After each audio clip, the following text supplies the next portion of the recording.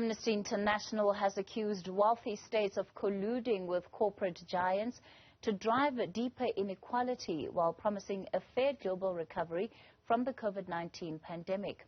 A 2020 and 2021 Global Human Rights Report by the organization has further found that most African countries are struggling to recover due to unequitable coronavirus vaccinations. For more on this, we're joined by Amnesty International Secretary General Dr. Agnès Callamard. Dr. Callamard, good evening to you and thank you for your time. Firstly, let's begin with understanding what exactly it is that you were looking at as Amnesty International in compiling this latest report. Look, in 2021, we have covered most countries of the world. We have covered all regions of the world, and our findings are very similar. 2021 was a year of betrayal. It started with many promises, particularly from Western government and indeed pharmaceutical companies. We ended up at the end of 2021 with less than 8% of the population of the poorest countries having been vaccinated. We ended up with no global economic recovery. We ended up with children not being able to return to school, with forced eviction, with unemployment rate skyrocketing. 2021 is the year of betrayal. You look at the issue of the distributions of vaccines as one part of the betrayal, and of course there's the big issue of the economic recovery of countries, especially developing countries, as the second lens of this betrayal. When it comes to vaccines, it's interesting because at the height of the pandemic, when it was difficult for countries like South Africa to access vaccines, there were all of these ongoing promises from the global community, from the West, about interventions that would be made, support that would be given, efforts to try and open up logistics, etc. But with the benefit of hindsight, none of that really happened, did it? None of that. Absolutely. That's why we're saying it's betrayal. Corporate actors with political leaders of rich countries colluded to keep the vaccine away from the vast majority of the population. They colluded to ensure that profit took precedence over life. By the end of 2021, we are talking about a profit of $54 billion for the two largest pharmaceutical companies. 54 billion. And compare that with the number of individuals, millions, who died preventable death because they could not access medicine or vaccine. Compare that with the number of people who lost their job, with close to 800,000 children in South Africa who did not go back to school. That is the reality of the world in 2021, a collusion of the powerful against the interest of the many. When we look at the long-term impacts of COVID-19, certainly the worsening of poverty and inequality is going to be one of the detrimental effects. And it's not to say it didn't exist pre-COVID, but it has certainly been worsened now that we are at a period where, we're very much, yes, still in the pandemic, but post what has been the worst of it so far.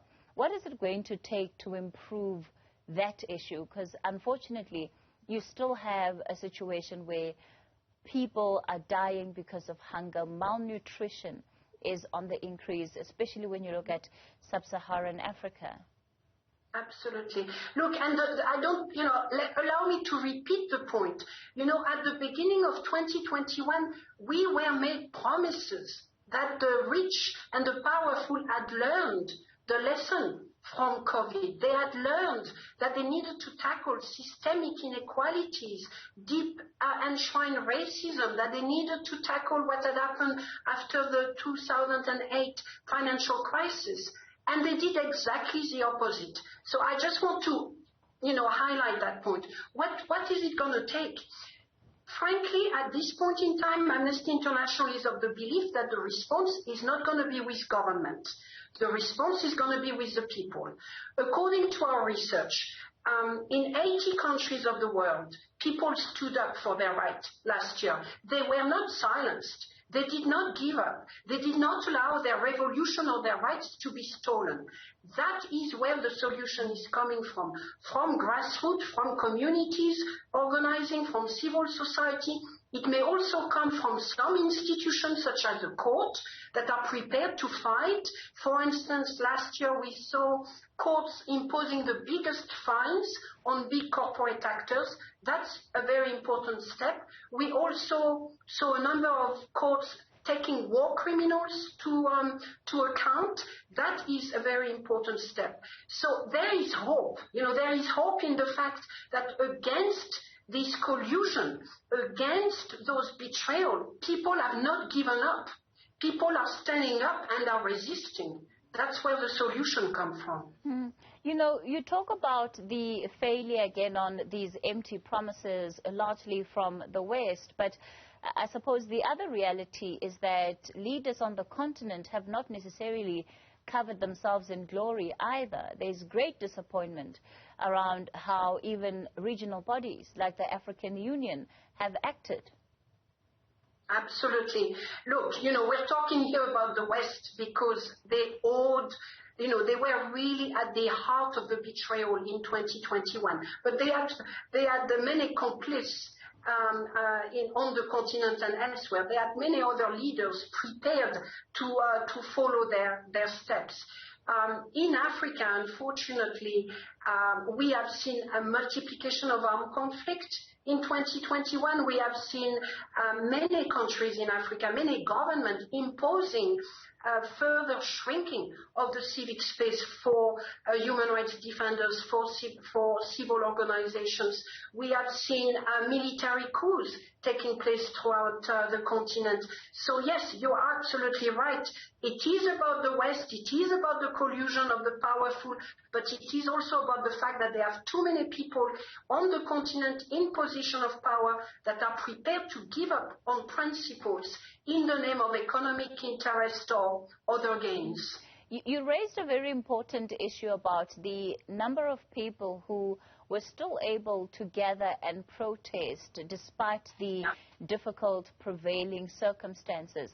And one of the worrying trends that has been identified there is the ways in which governments globally, and it's similar to other reports that have been conducted by other organizations, where governments have used COVID-19 as an opportunity to really clamp down on their citizens and, to target and to try and quell dissenting voices. Why has that been the case, especially under COVID? You're pointing your finger on exactly one of the key findings for 2021.